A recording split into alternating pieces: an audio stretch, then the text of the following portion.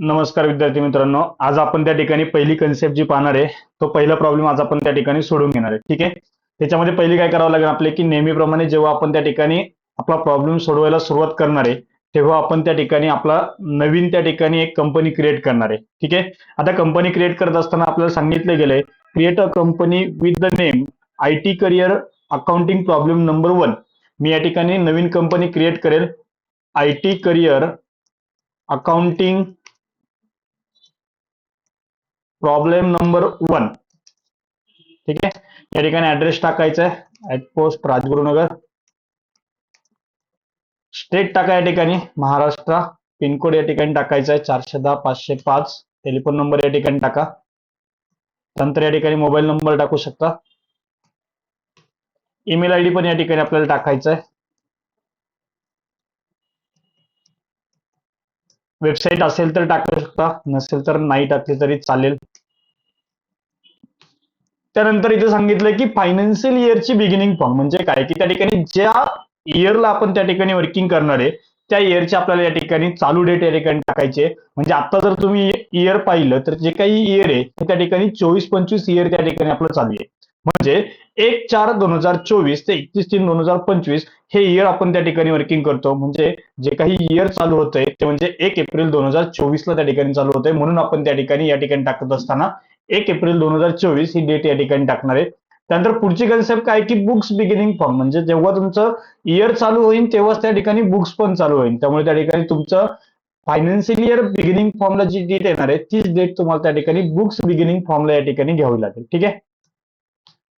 इथं आल्यानंतर त्या ठिकाणी पुढे काय म्हणणार आहे, म्हणजे या ठिकाणी मला काही कन्सेप्ट या ठिकाणी दिसेल. त्याच्यामध्ये काय सांगितलं गेलंय, कंपनी क्रिएट सक्सेसफुली म्हणजे काय, की त्या ठिकाणी इथे आल्यानंतर तुमची कंपनी ही सक्सेसफुली क्रिएट होईल.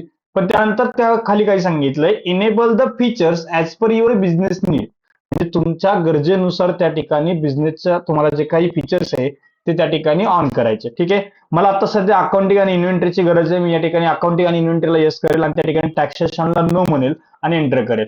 ठीक आहे. अशा प्रकारे या ठिकाणी मी कंपनी क्रिएट करेल. आता कंपनी क्रिएट केल्यानंतर या ठिकाणी मला काय करायचं, की काही लेजर या ठिकाणी मला क्रिएट करावे लागतील. म्हणजे मला जर प्रॉब्लेम वर्किंग करायचं असेल तर या ठिकाणी पहिले मला त्या ठिकाणी काही लेजर क्रिएट करावे लागतील.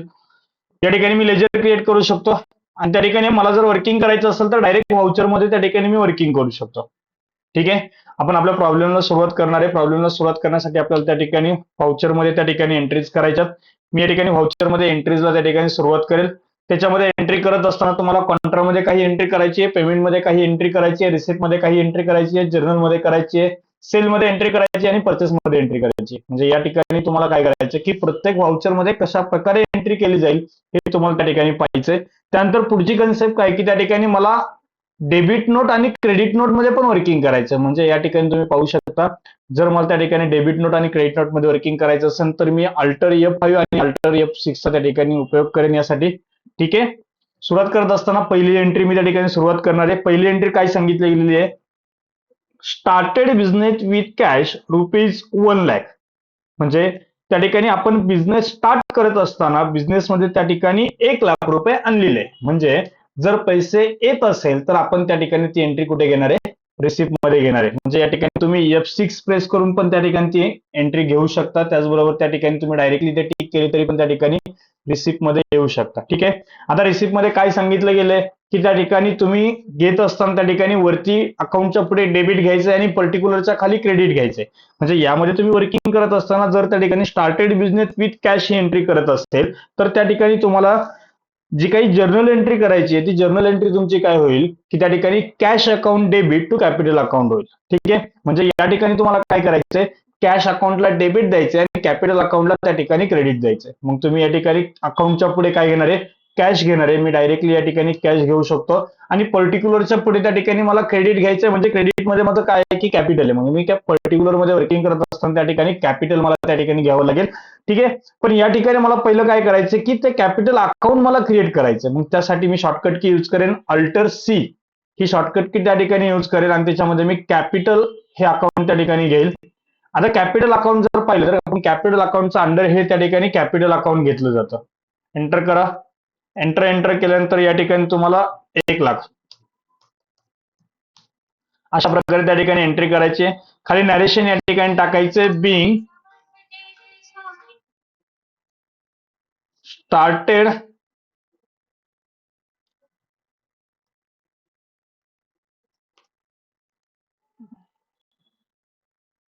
बिझनेस विथ कॅश या ठिकाणी तुम्ही टाकू शकता.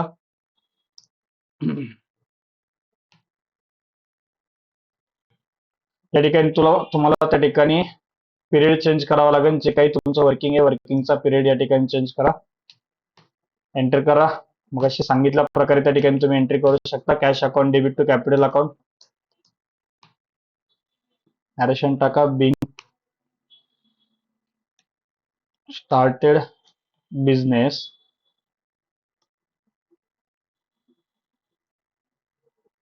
With cash.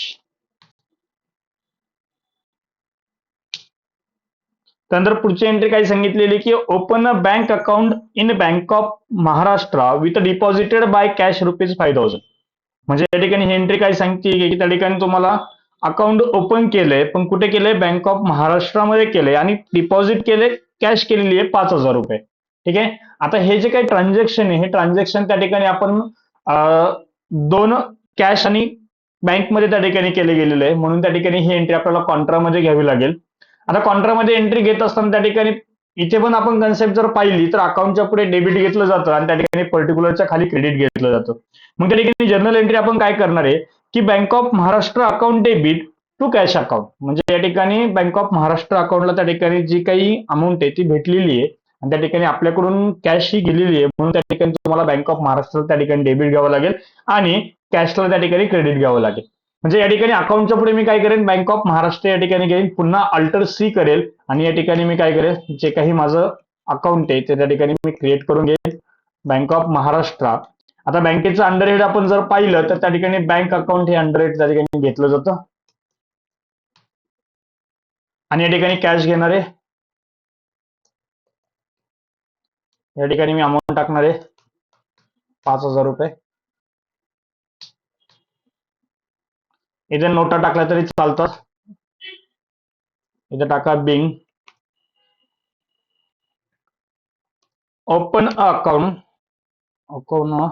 Bank account in bank of Maharashtra with deposited by cash. तिसरी कन्सेप्ट काय सॅलरी पेड बाय चेक. म्हणजे जी काही सॅलरी आहे आपण त्या ठिकाणी ती चेकनी पेड केलेली आहे म्हणजे त्या ठिकाणी आपण जे पैसे त्या ठिकाणी दिलेले आहे. आता आपल्याकडून जर पैसे जात असेल तर आपण जी काही एंट्री आहे ती त्या ठिकाणी पेमेंटला घेणार आहे. मग त्या ठिकाणी पेमेंटला एंट्री घेत असताना त्या ठिकाणी काय सांगितलं गेलेलं आहे की अकाउंटच्या पुढे तुम्हाला क्रेडिट घ्यायचं आणि पर्टिक्युलरच्या खाली डेबिट घ्यायचं. म्हणजे या ठिकाणी तुम्ही एंट्री करत असताना तुमचं जे काही क्रेडिटला अमाऊंट येणार आहे जे काही क्रेडिटला वर्किंग येणार आहे ते त्या ठिकाणी अकाउंटच्या पुढे घेणार आहे आणि त्या ठिकाणी पर्टिक्युलरच्या खाली जे काही डेबिटला अमाऊंट आहे ती त्या ठिकाणी घेतली जाईल. त्याच्यामध्ये काय सांगितलं गेलं की सॅलरी पेड बाय चेक ₹5,000.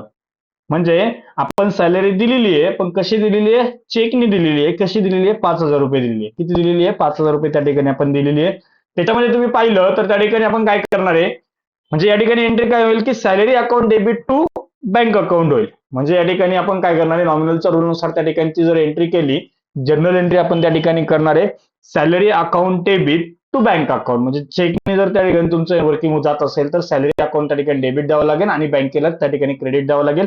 आताच मी तुम्हाला सांगितलं की त्या ठिकाणी तुम्हाला अकाउंटच्या पुढे त्या ठिकाणी काय घ्यायचंय क्रेडिट घ्यायचं. म्हणजे क्रेडिटला त्या ठिकाणी तुमचं काय आहे तर बँक ऑफ महाराष्ट्र या ठिकाणी घ्यायचंय.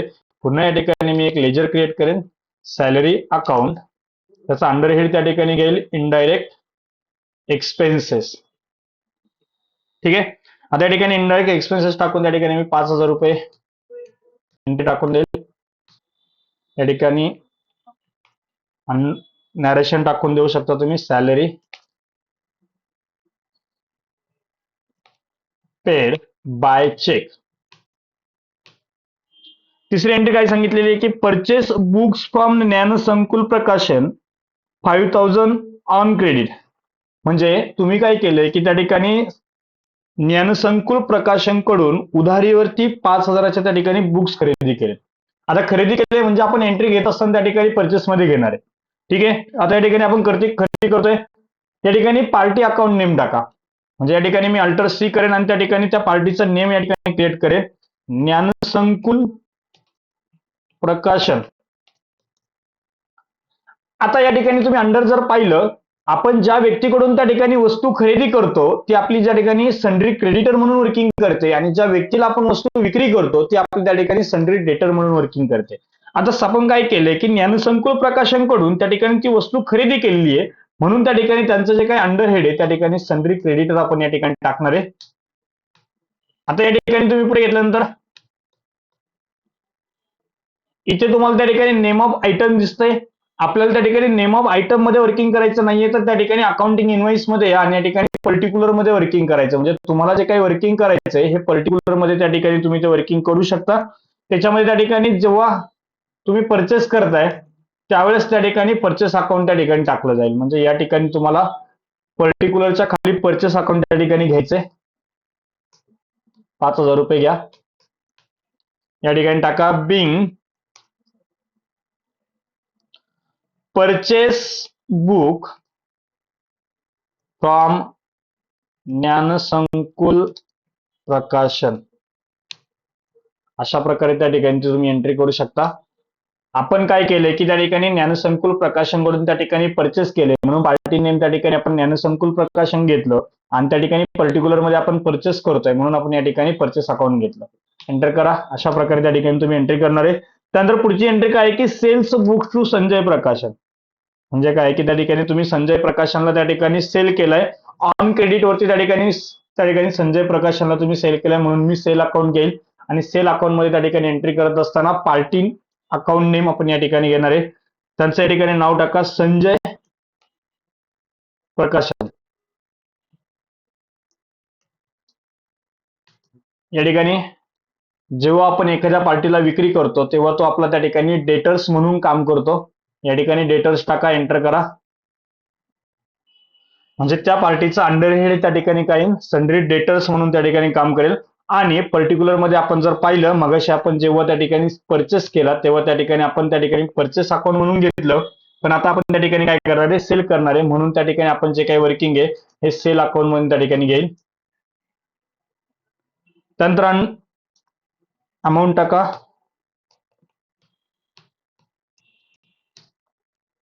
या ठिकाणी मी अंडर हेड टाकेन बिंग सेल्स बुक टू ज्ञानसंकुल प्रकाशन. अशा प्रकारे त्या ठिकाणी मला वर्किंग करता येईल.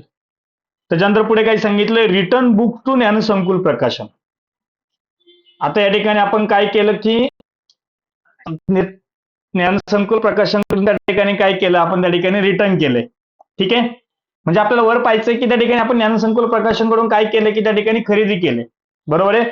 म्हणजे आता आपण त्या ठिकाणी काय करणार आहे की त्या व्यक्तीला जर त्या ठिकाणी रिटर्न देत असेल म्हणजे खरेदी केलेला जर माल रिटर्न होत असेल तर त्या ठिकाणी आपण डेबिट नोट इश्यू करणार आहे. म्हणजे त्या व्यक्तीचं आपण त्या ठिकाणी डेबिट नोट इश्यू करा.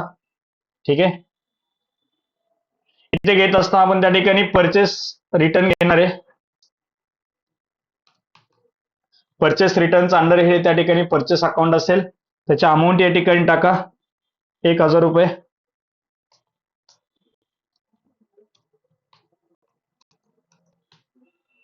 इथे काय सांगायचं आपल्याला बिंग रिटर्न बुक टू ज्ञानसंकुल प्रकाशन. ठीक आहे. आणि पुन्हा त्या ठिकाणी खाली काय सांगितले return books receive by Sanjay Prakashan. म्हणजे आता या ठिकाणी जर तुम्ही पाहिलं तर काय केलंय की संजय प्रकाशन कडून त्या ठिकाणी ते आपल्याला रिटर्न आले, म्हणून आपण त्या ठिकाणी जेव्हा सेल्स रिटर्नची एंट्री करतो त्यावेळेस क्रेडिट नोटला या ठिकाणी एंट्री केली जाते. त्या ठिकाणी मी संजय प्रकाशन घेईल. आता संजय प्रकाशन कडून जर त्या ठिकाणी मला रिटर्न येत असेल तर त्या ठिकाणी सेल्स रिटर्न म्हणून त्या ठिकाणी वर्किंग करावं लागेल आणि त्याचा अंडर हेड आपण त्या ठिकाणी सेल्स अकाउंट त्या ठिकाणी घेतो.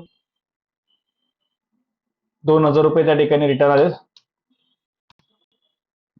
त्याची त्या ठिकाणी तुम्ही नॅरेशन लिहू शकता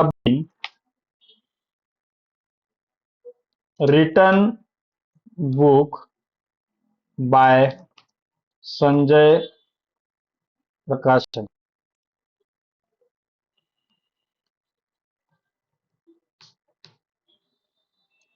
शेवटची एंट्री या ठिकाणी आपण पाहणार आहे डिस्काउंट अलाव फ्रॉम संजय प्रकाशन.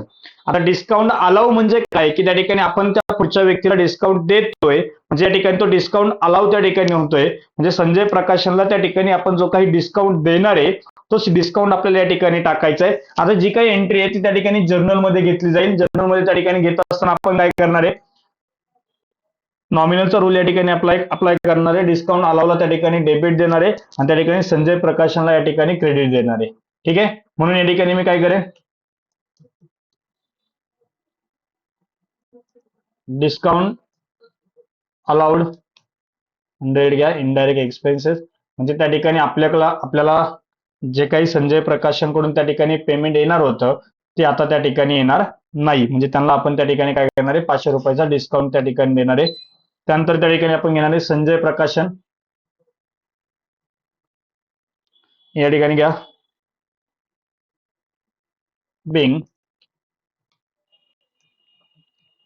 डिस्काउंट अलाउड बाय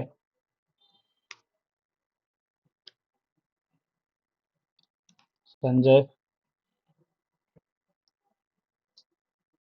प्रकाश. अशा प्रकारे आपण त्या ठिकाणी सगळ्या एंट्री कंप्लीट करणार आहे. पुन्हा एंट्री कंप्लीट झाल्यानंतर बॅलन्स शीट मध्ये यायचंय, अल्टर F1 करा. अशा प्रकारे त्या ठिकाणी तुमचा प्रॉब्लेम जो काय आहे तो टॅली झाला पाहिजे. त्याच्यामध्ये त्या ठिकाणी कॅपिटल अकाउंट 1,00,000 त्या ठिकाणी आलं पाहिजे. सनरी क्रेडिटर त्या ठिकाणी 4,000 रुपये येतील. त्या ठिकाणी तुमचा प्रॉफिट अँड लॉस जो आहे तो 38,500चा त्या ठिकाणी दिसेल. जे काही सनरी डेटर्स आहेत ते त्या ठिकाणी तुमचे 47,500 रुपये त्या ठिकाणी दिसले पाहिजे. त्यानंतर कॅश जे काही अमाऊंट आहे ती 95,000 रुपये दिसले पाहिजे आणि टोटल त्या ठिकाणी तुमचं 1,42,500 त्या ठिकाणी टॅली होईल. जेव्हा तुम्ही अल्टर F1 करणार आहे, अल्टर F1 केल्यानंतर त्या ठिकाणी तुम्हाला या सगळ्या कन्सेप्ट दिसतील. त्याचबरोबर त्या ठिकाणी तुम्ही प्रॉफिट अँड लॉस अकाउंट आल्यानंतर त्या ठिकाणी तुम्हाला हे सर्व कन्सेप्ट अशा प्रकारे या ठिकाणी दिसतील. अल्टर F1 केल्यानंतर त्या ठिकाणी पुन्हा तुम्हाला ह्या सगळ्या कन्सेप्ट दिसतील. त्याच्यामध्ये तुमचं परचेस अकाउंट हे 4,000 रुपयाचं दिसेल, सेल्स अकाउंट हे 48,000 रुपयाचं त्या ठिकाणी दिसेल. त्याचबरोबर त्याच्यामध्ये तुम्हाला परचेस रिटर्न हे दिसले पाहिजे, सेल्स रिटर्न हे त्या ठिकाणी तुम्ही वर्किंग करू शकता. डिस्काउंट अलाव त्या ठिकाणी तुम्ही वर्किंग करायचं आणि त्या ठिकाणी सॅलरी पेड केलेली त्या ठिकाणी कन्सेप्ट वर्किंग करायचे. म्हणजे हा टोटल तुमचा जर पाहिला तर 44,000 रुपये त्या ठिकाणी तुमचे झाले पाहिजे. म्हणजे अशा प्रकारे तुम्ही तो प्रॉब्लेम त्या ठिकाणी टॅली करू शकता, ज्याच्यामध्ये त्या ठिकाणी तुमची प्रॉब्लेमची व्हॅल्यू ही 1,42,500 असेल आणि त्या ठिकाणी जे काही तुमचा प्रॉफिट अँड लॉस अकाउंट येत आहे त्याची व्हॅल्यू त्या ठिकाणी 44,000 रुपये त्या ठिकाणी घेतली जाईल. या ठिकाणी तुम्ही अशा प्रकारे वर्किंग करू शकता.